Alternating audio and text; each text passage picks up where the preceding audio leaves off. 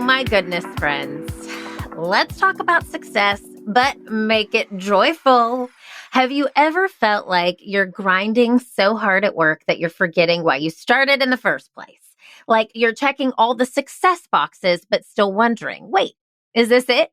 Well, today we're flipping the script on hustle culture and redefining ambition in a way that actually feels freaking good. And I've got just the person to help us do it. None other than Rha Goddess, the powerhouse behind Intentional Ambition, her new book.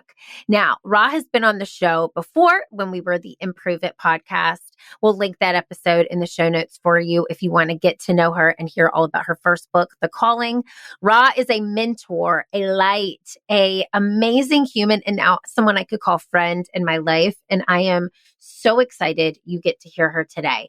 She's helped leaders at Google, Delta, and Lululemon rethink work on their terms. And today she is bringing that magic right here to Workday Playdate. So grab your coffee, your notebook, and maybe even your journal, because this one's going to make you rethink everything you thought you knew about success.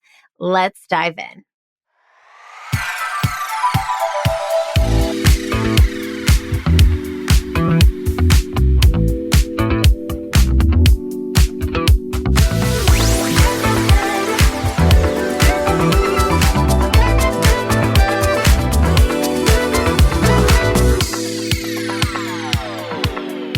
Workday Playdate peeps, listen. If you have not heard the first episode with the incredible Rha Goddess, we're going to put that link in the show notes. We talked all about her book, The Calling, but today you are in for a treat. I'm in for a treat. Like, I'm literally closing my eyes because I can't even believe I just told her this, that she is in my orbit and in my life. And I'm so grateful to have her back on the show. Welcome, Rha Goddess, to the Workday Playdate podcast now. Thank you so much, Miss Erin. It is my honor and my joy to be here. I truly love you and your energy and your light and what you bring to the world. So it is an honor to have you back on this show. And as you know, every month we have a theme for the show. And this month, the month of your book launch, May, we are talking all about the introverted improviser. So knowing that that is just sort of the intention for the month, what is one word that you want to set for an intention for today's show? It could be a word you want to receive, a word you want to give. What is that one word? Clarity. Yes. I love it. You all in these chaotic times. Clarity. Yes. Okay. And I know you're going to give it to us. Every time I talk to you, I feel like I've just got like a download of information from the universe. So just hold on, Improve It Workday Playdate peeps, because we are in for an exciting episode filled with clarity. And I just want to ask you this just to and I'm just purely curious, but going along with the theme of the show, would you consider yourself an introvert or an extrovert? Oh, I love this question. 100% introvert. If you ask my husband is extrovert with a capital E, you guys, an exclamation point and like some exponential signs next to it. Like, I think he broke the scale when they tested him for extrovert. I'm a deep, not only an introvert, but if you know anything about human design, shout out all my human design beloveds, I'm a hermit. So like, if you ever gave me the choice of going to a wonderful, fabulous party or like being on the couch wrapped in a blanket eating Doritos, option B. I will take option B every time. I love the specificity of Doritos. Like, I really see you on that couch wrapped in a blanket.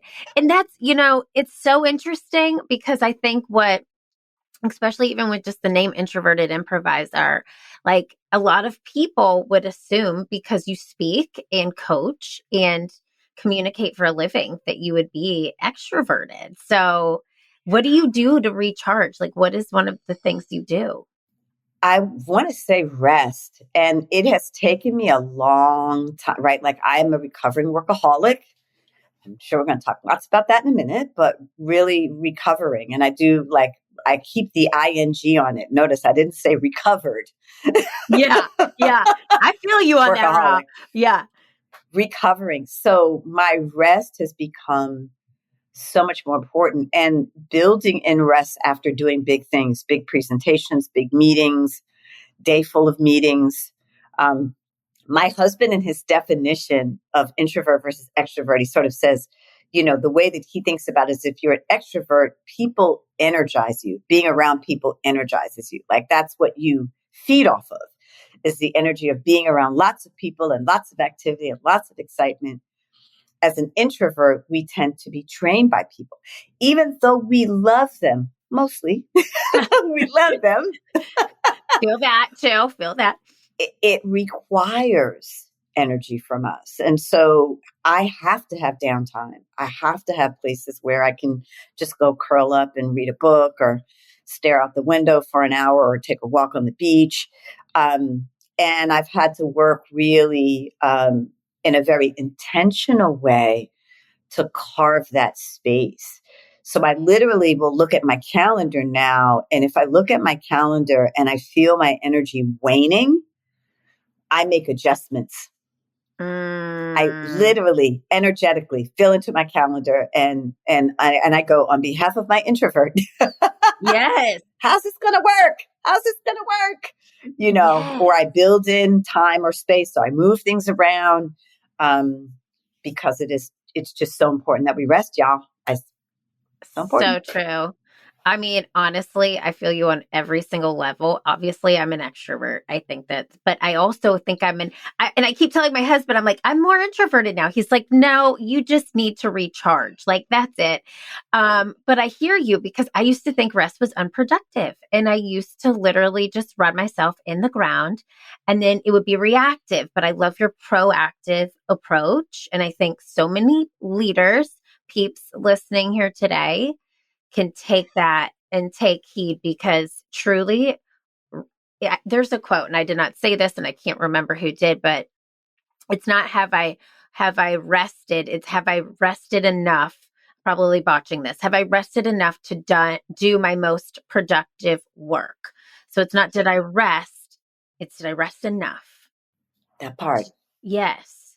And sometimes I rest, but I'm like, oh, that was like a little nap, and then I'm back doing a million things. And I want to say, like, the science, everything is catching up to this conversation, right? So whether you're looking at the science around flow and flow technology, or you're looking at even just productivity statistics, and all of the research is showing, like, we ain't really being productive. Like, it's not rooted in hours, And I want to also say, because of the nature of the moment that we're in, and I know we're going to talk a lot more about this, that the tougher it is at work, the more you need to be resting. Yes. Can you say The that more again? you feel, yes, the tougher it is for you at work right now, the more you need to be intentional about your rest, right? Intentional about your exercise, intentional about your time in nature, intentional about your water consumption. This is like baseline preservation information, right? And I say this because if there is crisis in your reality, and we all know a lot of scrambling going on right now, just the truth, the tendency is going to want to be on, right? The adrenaline, and for some of us, the habitual like hit of the adrenaline will say to, oh, we be on, just text me, just call me, just email me, just doesn't matter what time of night, doesn't matter in the morning, right? There's a way in which we get sucked into the sensationalism of whatever may be happening. And then we're not resting. We're not taking a break. And we may not yet know all of the signs when we're grappling with information overload, or we're grappling with emotional overwhelm. I'm going to say it. So your rest is crucial. Yes. Okay. That was so spot on. And I think my team and I have even talked about the information overload right now, and how to protect our mental health and our boundaries. And so I love that that little just nudge right there from Rha. If you needed to hear it today, that was your sign.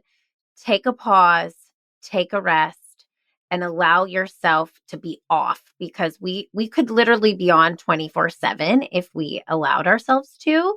And there's just so much information coming at us from every different angle, from social media, from our email, from every messaging platform of social media. We have the ability to put a boundary down. It's up to us to keep that boundary and not let somebody cross it. I could talk to you. That could be like an entire episode, which I'm going to obviously always have you back. And we could go that rabbit hole, because there's just so much wisdom from you that I just feel like our peeps need.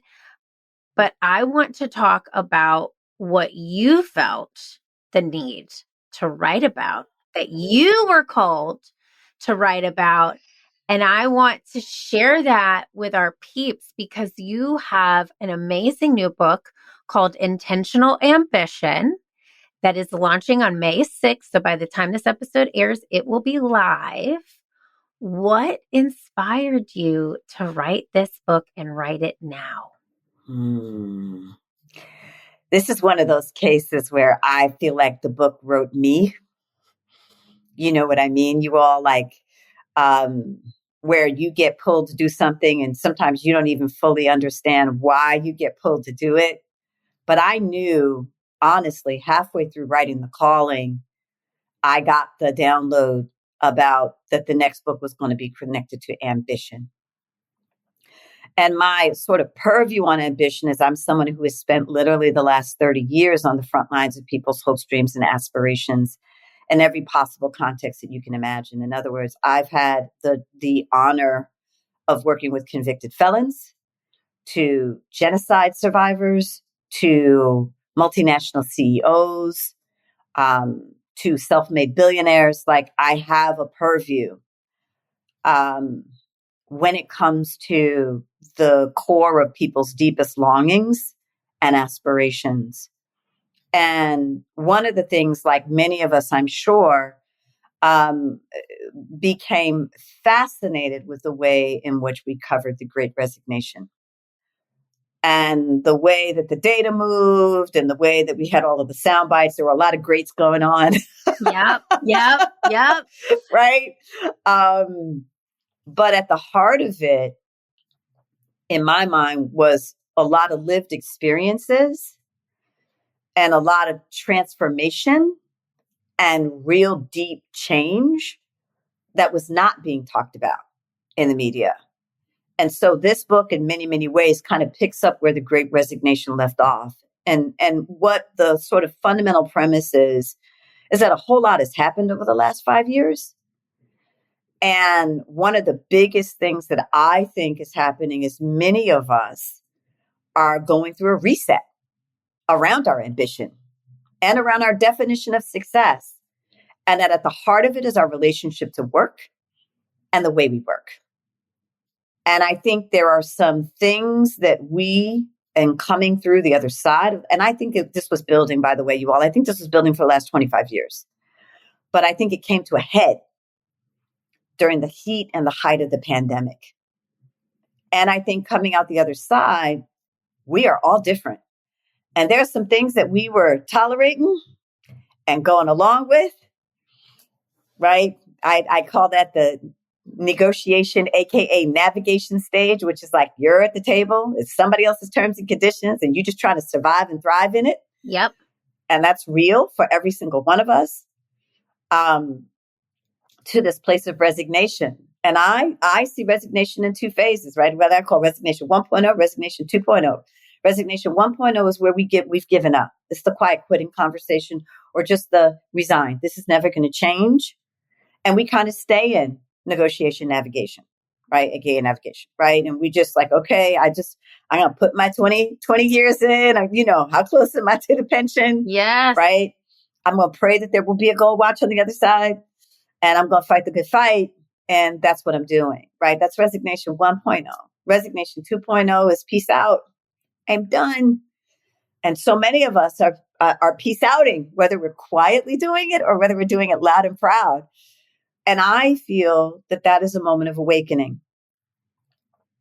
And I think for a lot of people who have said peace out, whether they've said it out loud or to themselves, there's a deeper question that comes after that, which is what's next, right? Mm. I think we go through a period of grieving, whether Yes. we think the quitting was justified or not justified. And I don't think we're talking about that. You know, we're calling it all kinds of things. We're calling it burnout, calling it fatigue. I want to call it what it is, grief, right? Because there is a way in which many of us feel that the system of work has let us down. And we're not talking about what that means, right? But there are places that we've decided, like, we're not going back. But for many of us at the same time, we're not quite yet sure about how to go forward. Yeah. And if that is you, this book is absolutely for you. And if you are leading people who you know, which is every probably leader in this conversation, who are coming, quote unquote, back from the pandemic, right? But you're knowing that the landscape of work is shifting dramatically, whether that's AI or any of the other mandates that are truly moving right now in the new climate that we're in. This is going to be an important book for you. Oh my gosh. I was just sitting here, and people listening, you couldn't see this. I was just like nodding my head, like I wanted to just scream, yes, like 20 times. Because everything that you just said, I can imagine every person listening to this show feeling on a deep, visceral level. This show started in 2020. And let me just say this, Rha. I didn't realize it at the time, but I was deeply grieving the loss of what I had built because everything went out the window. And then in through those next few years, I went through a deep healing journey personally because I had really buried a lot of things in my own professional life and I had buried my emotions and it turned into physical pain. And I had to deal with that. My body screamed at me to figure it out. And so I think that I am one of the people that if I had received this book in 2022, when I was at the heart of the physical pain, when I was literally making the curing my pain a second job, a second full-time job, I would have had immediate relief because I looked everywhere for the answers. And the answers really, what I hear you say, and tell me if I'm wrong, they're within you. But you just have to take the time to get to know you and really listen. And that's this book's purpose, right? Is that right? Yeah, that's 100% right. The new you, the post pandemic you, has new terms and conditions for how you want to live, how you want to work. And your opportunity is to really discover what those new terms and conditions are, right? And that's, Yes. you know, whether you stay or go, right? So this is not even about like, oh, everybody's got to quit their job because that may not be your reality, Yeah. right? For some of you, you may love where you work and you may have a lot of enthusiasm for what you want to bring to the organization that you're currently in. For others of you, you may be questioning, am I in the right place? Or can the work that I'm being asked to do be effective? Or you feel me, we're in these deeper questions, but we're also in very deep questions about ourselves personally. Yes. And the bottom line is we want not only a better quality of life, we want a better quality of work. Yes. Yes. Oh my gosh, Rha. Like truly, I feel like every single leader listening to this show needs to buy this book immediately, especially if you're still coming out of the pandemic questioning where you want to be, where you see yourself, and how you can show up at work and in the world. Because I think a lot of people have misconceptions about success and fulfillment at work. Would you say that? And like, if what are some of those misconceptions I people I have? I would. I mean, I think on so many levels we've all bought into what I call a story of success that we've inherited. Yeah. Some of us have inherited it from our families and our cultural lineages. right? I think about many of the immigrants from our who are, or transplants who are coming from different regions of the world, or even just if you've got a strong cultural lineage in your background, regardless of what your background is, you got those ethos from your grandmother or your father, I asked people, I've interviewed a number of incredible people in the book, from frontline essential workers to multinational CEOs. And one of the first questions I ask is, what is your earliest memory of work? And the way that the ethos, our work ethic, gets shaped is often through those examples. And so we've been handed a blueprint for success, whether that's come through our family, whether that's come through our cultural lineage or the major respected institutions in our society, whether that's come from the organization we're in, because often there are different inputs that happen at different stages of growth and evolution for us. But that success story may not be our story. I know. I think about even my own family. Like my grandmother worked at the same company for 30 years and got her pension, but was she happy and then retired? No. And I think about, a lot of friends who I think have parents who have a more traditional line of work, and that they're miserable, but they do it because this is what they were taught. This was a story passed down from their parents, their generation. This is what, and I think what we're all finding now is somebody made up the rules, but those rules can be broken and changed, and the rules can fit us, right? Yeah. And I think that's the part, right? Because the two things that I think are so important for us to look at, and these were big realizations for me, you all. So I'm sitting in this with you, right? That's why I said to you when I said the book wrote me Yeah. instead of me writing the book, right? The first thing is that, is it not profound to recognize that joy and fulfillment is not necessarily something that we automatically associate with work? As a matter of fact, many of us don't even have that expectation of our work. We have the expectation that work is work, and actually that there's a kind of baseline expectation that it's not pleasant, that it's hard, that it requires a lot, that it galvanizes and dominates our life and our reality, that it operates in service to anything else that we want. In other words, we're always working for life instead of living for, right? We're living for our work instead of working for our life, right? And we don't realize how skewed that equation is, right? The second thing that I would say that I don't think we are as connected to is that, as accomplished as we are, and I mean, you all, we're amazing. I just want to say that humbly, we're pretty amazing. We don't feel successful. Yeah. Now, why is that? And no matter what we accomplish, there's always a gap. There's always more. There's always this feeling like we still haven't done everything we need to do to be enough. Right? Now, I'm not mad at ambition at all. This is why I wrote the book. I'm not mad at ambition. I'm not mad at purposeful efforting, right? But somewhere in here, we've got it twisted. And we are more than happy to trade joy and fulfillment, happiness and fulfillment. We're more than happy to trade this sense of feeling like we are enough. We're more than happy to trade crucial aspects of our identity and personalities and expression in the name of something that requires, on an average, 90,000 hours of our lives. Oh my gosh. If we look at the normal work history, we will spend 90,000 hours of our life at work. That is a crazy fact and so real when you put it into context that way. Oh my gosh. Right? It's a hard value proposition, ladies and gentlemen. Yes. Right? And my gender nonconforming beloveds, this is a hard proposition. Yes. Yes.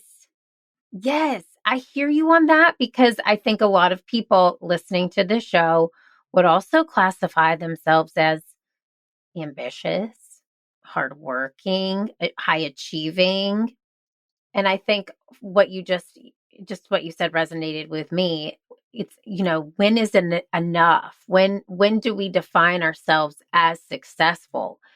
And what I also think that comes back to is what you were saying is taking that time, when you actually take time to deal with the grief, when you actually take time to sit and recognize what you've been through the past 5 years, and you sit with yourself, which makes so many people uncomfortable. Trust me, when I first started that healing journey, I was like, there were so many walls up, and I'm not saying I've completely healed. I just went in, and I feel like when you go in and you recognize, well, why does this pattern exist this way? Why is hitting this threshold in my career where I've always wanted to go not enough? Because I got there and that was the goal, but then there's another goal and then there's another goal. And you never stop and celebrate the success of just where you are right now. Yeah, that part. Yeah. And I think there's nothing wrong, again, with pursuing, as long as your self-worth is not attached. And a lot of us are dragging our self-worth along with our titles, with our promotions, right? Let's talk about this work as identity, right? That's the other big reveal, right? So not, no assumption that work is going to be joyful and fulfilling. That's not promised. Right. 2 is, no matter how hard we work, no matter how much we accomplish, we never actually genuinely feel embodied in our bones, successful. And then 3, that if we do even promote ourselves or position ourselves as successful, what we list are external temporal trappings. Right? That success is defined by who we are, and who we are is defined by what we do. And that's slippery slope, right? Which all feeds the dysfunction. Oh my gosh. That's it. I want to push this one step. I want to push this one step I'm further. like, yes, Rha. I'm feeling you on a visceral level. Chills are all over. I'm like, yes.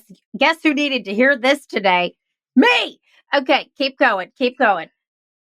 The crazy part of this is that somehow we believe that our dysfunctional relationship with work makes us more productive. Somehow we believe that our dysfunctional relationship with work makes us more successful. Somehow we believe that our dysfunctional relationship with work is ultimately going to get us to the promised land someday, one day. Right? We do. Soon. Yes. Right? And what the science shows, what all of the empirical research shows, is that where we're headed with the high levels of stress, with the unbearable loads, are into all kinds of health and wellness challenges, all kinds of relationship, primary bond connection challenges, all kinds of, I'm not telling you all anything you don't know, mental health and physical health challenges, and not always the mark, right? So if you're killing yourself and you're still not moving the needle, this becomes really important to hear.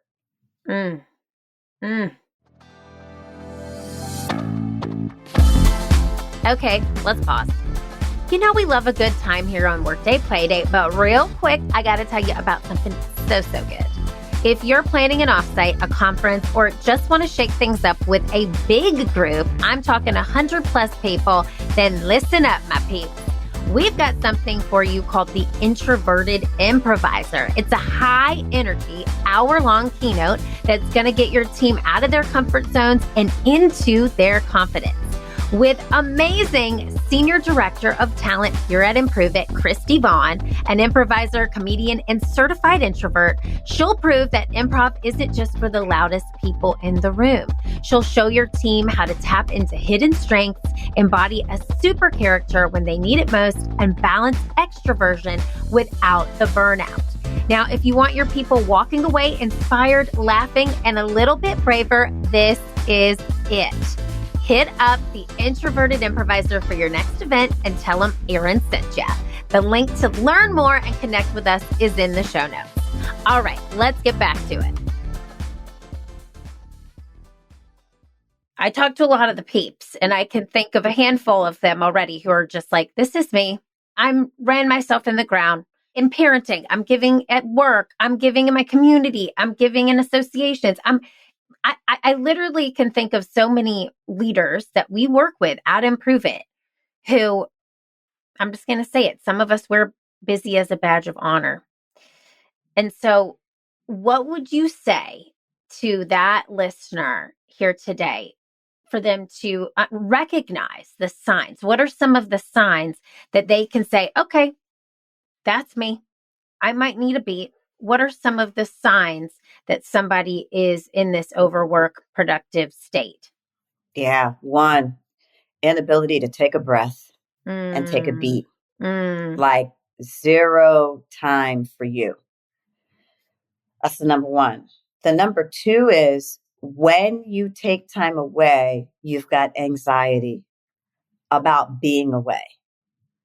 So, like, you want to murder anybody that's trying to take your phone. Yes. Yes. Or close your laptop.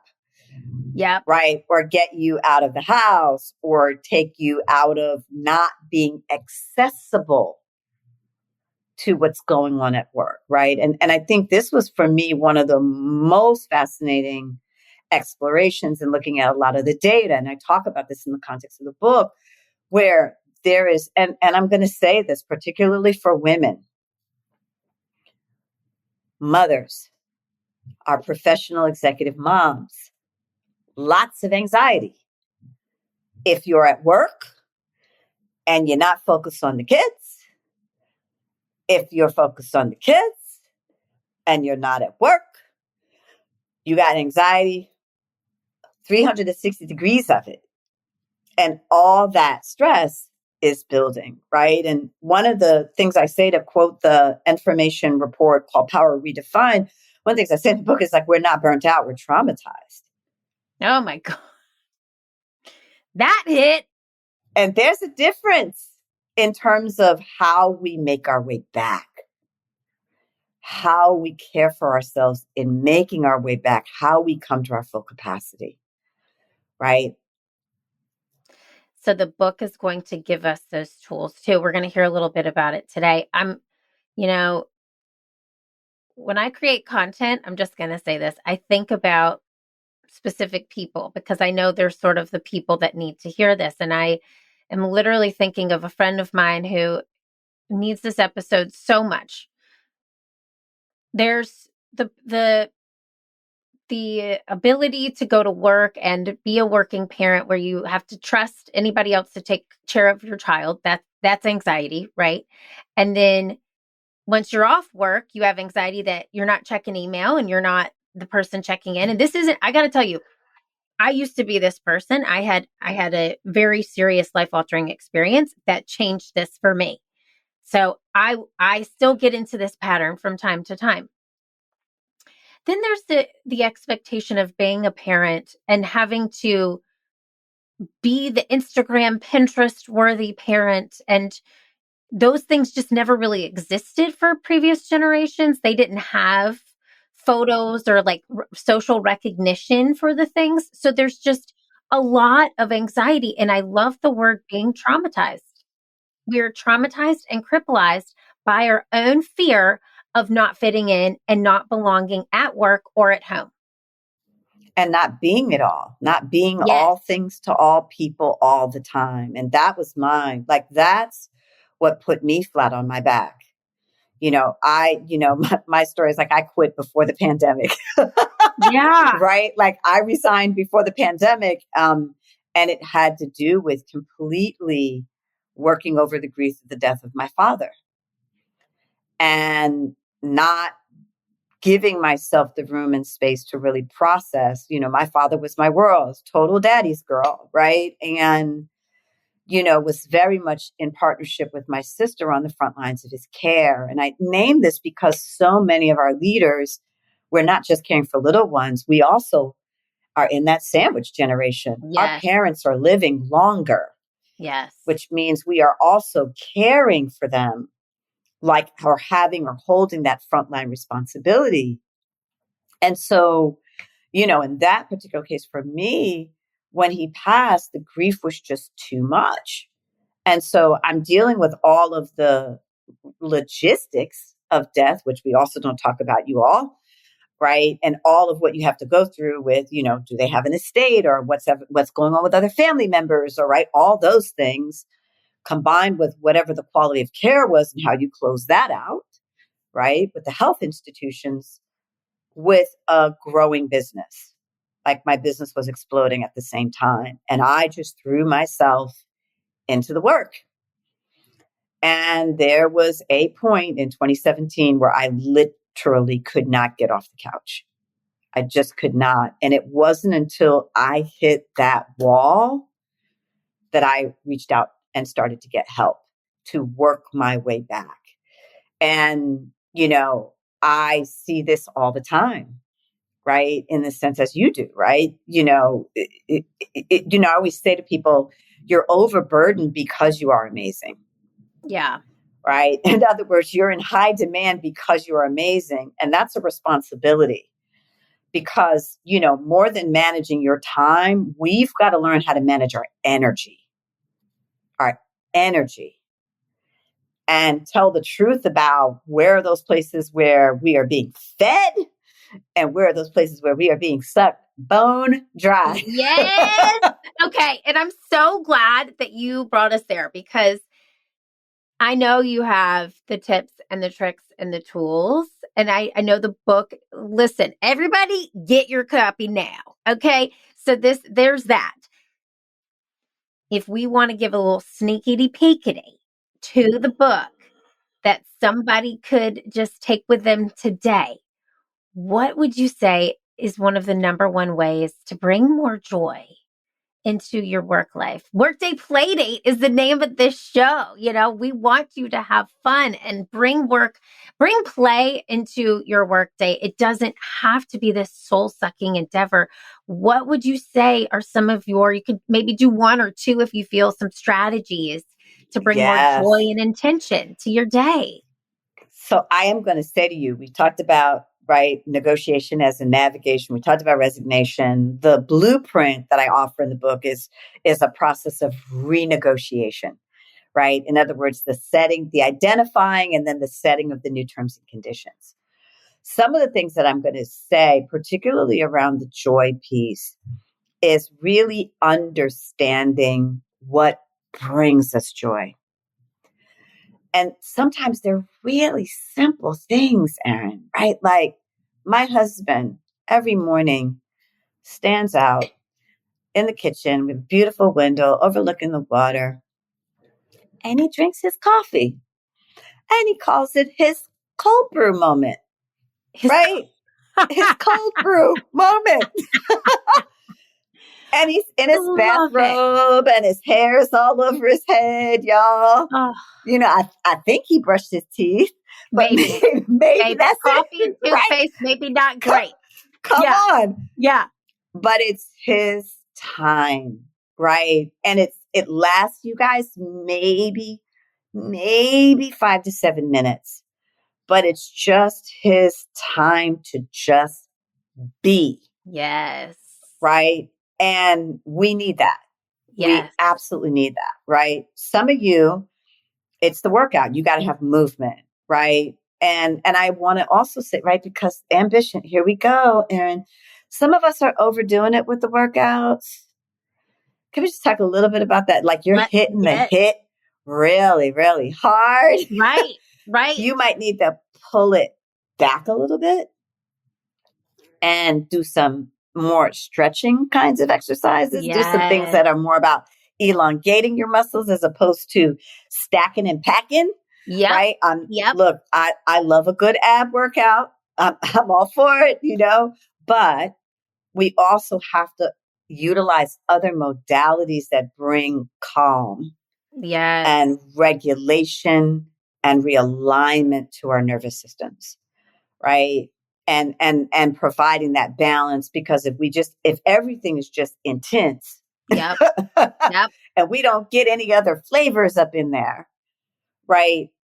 We have that experience of remaining in stress, Yep.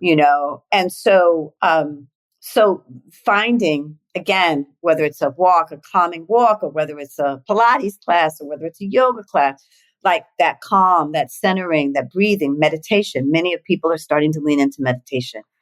Breath is your friend every which way, right? So these are all ways to start to connect to and become present to you. And then for some of us, it's music. Like the joy might be like, yo, before I log on to my laptop, I put on my favorite song and Yes. let's have a little dance party. Yeah. Okay. Wait. What is your dance party song, Rha? I need to know this. I have so many. Do you have a Okay, playlist? I feel like I need your I Spotify do. playlist. I totally have a playlist. Will you send Listen, it to me, or we will? Maybe we'll post it, maybe not. But I want it personally. Okay, Selfishly, I'm getting it. Okay. Here's the joke. If I could be paid phenomenal money to just make playlists for people, that might be my next occupation, you all. I swear, because music has saved my life, literally and figuratively, like saved my life. And so one of my favorites, it's a classic, right, is Pitbull and Usher's Tonight. Right. Exactly, right? Yes. So Yes. whatever, I know, and I'm dating myself here, but whatever it is for you, you know what I mean? Like, put it on, crank it. I'm also a huge country fan. You have to know this. No, I know Huge country this. fan, I know this because you posted about Shaboozey, and I love Shaboozey. Like, I am obsessed with Shaboozey. Obsessed.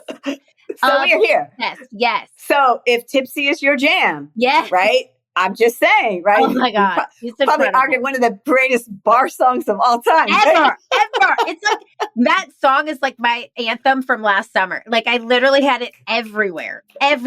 Okay. Yes. Okay. See, and right now, this energy, like what we just created, just by even talking about a song and an artist that we love and playlists, like we are feeling joy. Like I feel like I want to get out of here. I want to, when I get out, I'm going to shake it. I'm going to put on a good list while I make some lunch and do whatever. And I'm going to feel joy in my day, because I have to tell you this. I think a lot of people think when they are at work, they have to just be super serious, and you can't have super little incremental times throughout your day to find joy. Like just by making lunch and playing a playlist, right? Like those little eye patch things that are supposed to help the bags under your eyes. Like they don't really help, clearly. Okay. But I put those on while I'm checking email in the morning, and I'm like, that's just like a little self-care me moment. And I always light a candle when I start work, and it's those little rituals. And I have this little work calendar thing that one of our other podcast guests gave me that has little quotes on it that I love. And so I just find joy in those little rituals that bring happiness and a smile to my face. And it reminds me, like, this can be fun. It doesn't have to be arduous. We don't have to be so serious. So thank you for that. I needed that. Yes. The other thing I would have just say, like for some of our women, nail art. Oh my gosh. Yes. Fun, joy, or our beloveds out there who wear ties, or crazy shirts. Like, they're opportunities to express your creativity, right? And these are just like minor hacks, right? Opportunities to express your creativity. Important, massively important. It's the so artist true. in you wants to play. Oh my gosh. And on Workday Playdate, we love that. So, okay, I know I could literally talk to you forever. Last tangible question, then I got to ask you the question I ask everybody. But if somebody listening today wanted to take one small step, we talked about so much, but they wanted to take a small step to align their work with what lights them up, what would you say if they could take away any tangible thing to do right after they get off this episode? They are getting out of their car, they're heading into the office. What would it be? The first thing I'm going to say is smile. Yes. right? And give yourself a reason to smile, a genuine reason to smile. So it may be that before you walk into that building, you look at your favorite dog pic, Mm. right? Or Mm-hmm. your favorite baby pig, right? We have all kinds Mm-hmm. of babies, furries and human, Mm-hmm. but or your iguana. Yes. Yes. But you look at an image that brings you joy, something that immediately viscerally, right? So we talked about the song. I want to also offer the image, right? But that you are starting your morning in a very specific state, because that's going to give you capacity to actually go the distance of the day. And then that your breaks are real breaks. I'm going to challenge you to say, like, break from your phone. The Yes. opportunity to actually take a break, no device. So can we do that in a way where no device is ringing? No, you just, right? Like cutting our devices off, right? And just really like going and being in nature so that the break is a real break and not a faux break. I love this. Okay. And on that note, literally, again, I could talk to you forever, but I just started instituting a phone break in my day because I am super overwhelmed with the amount of group chats, with the amount of chats I get from my son's classroom, with the amount of chats I get from my neighbors, with the amount of chats I get from this charity that I'm working with. Like it was so, when I look at my phone and I have 37 texts, it was so overwhelming. So I set a timer. I said at 8:30 a.m., that's when I'll first check text. It's for 10 minutes. 12:30, I'll check for another 10. 4:30, another 10. 8 o'clock, that's it, 10 minutes. And no one is gonna die, right? And if Right. they are, then I will check text more frequently then. But like everything will be fine. I just had to give myself that boundary because otherwise I was allowing the day to run me, not me run my day. And Yeah. so I love this intentionality. I love having intentional ambition. I want to ask you this. How are you going to make your workday more playful today? What are you going to do? I'm going to dance today. Yes. I love it. Today is a dance. Today is a dance day. I don't know. It might be Shabuzi. Oh, okay. I'm literally going to go play. Send me your playlist after this. I need it. I really need Might it. be a little Post Malone. We'll Okay. see. Yes. Okay. So after I ask you that, I know every single person listening to this show is going to want to get your book, is going to want to follow you, is going to want to know where they can find you. So tell them all the places and spaces that they can get Rha Goddess in their life. I so appreciate it. So everything is at Rha Goddess, and it's RHA Goddess, LinkedIn, IG, all of those places. And then we will drop a link for the book. But the book is Intentional Ambition. It's available in all the major retail outlets, Barnes and Nobles, Amazon, etc., and Audible. And then our work in terms of our firm is Move the Crowd, and it's Move the Crowd, all one word, .me as in move me. And that's where you can find us. We're going to put it all in the show notes. Everyone get this copy of this book. Buy two. Get one for you and one for your friend who you were thinking of while listening to this show today. Rha, having you in my life is like it's just an honor. I'm just so glad to call you a friend and to have you back on the show and a mentor to me and just a human being that is doing wonderful things for this world. So thank you for being you. Thank you for being back on this show. Mwah. Big hugs. My joy. Thank you. All right, my peeps, let's recap. Success doesn't have to be this grinded out, burnout inducing sprint to the top. And as Rha just showed us, it can be intentional, joyful, and totally aligned with who we are at our core. So here's my challenge for you. Take one small action this week to reclaim your joy at work. Maybe it's setting a boundary, like I mentioned with my phone boundary, or maybe it's having an honest conversation about what you really want, listening to yourself, sitting with it and hearing it, or maybe it's just allowing yourself to dream bigger about what's possible. Whatever it is, I want to hear about it. I want you to DM me on Instagram at It's Erin Deal. Tag me in your stories and let's start rewriting the work rulebook together. And if you love today's convo, don't forget to grab Rha's book, Intentional Ambition, for even more career changing insights. And here's the message I'll leave you with every single time. Keep playing, keep leading, and remember every day that you're at work is a work day, and every work day is a play date waiting to happen. The world needs that special it that only you can bring. I'll see you next time.